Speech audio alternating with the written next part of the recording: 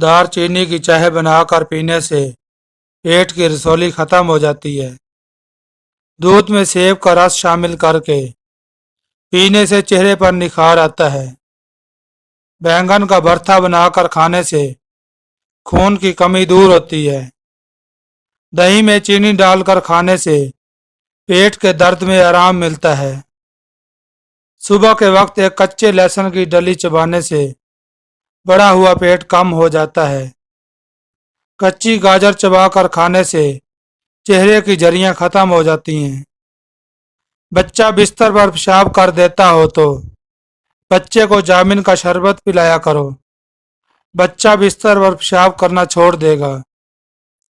Chocolate کھانے سے گلے کی خراش ختم ہو جاتی ہے۔ اگر جسم میں سوجن کا مسئلہ ہو تو لوکی کا سالن بنا کر کھائیں۔ شام کے وقت پیاز کھانے سے بواسیر ہو جاتی ہے۔ کھانا کھانے کے بعد پانی پینے سے بدن میں موٹاپا آتا ہے۔ صبح کے وقت دہی کھانے سے معدہ ٹھیک رہتا ہے۔ شام کے وقت چاولوں کا استعمال زیادہ کرنے سے پیٹ بڑھ جاتا ہے۔ چنبیلی کا تیل سر میں لگانے سے سر کی جوئیں مر جاتی ہیں۔ سونے سے پہلے شہد چاٹ لینے سے انسان کو نیند اچھی آتی ہے۔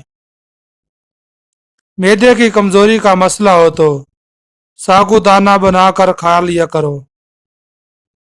پھیکی جلیبی کھانے سے جوڑوں کے درد میں آرام ملتا ہے۔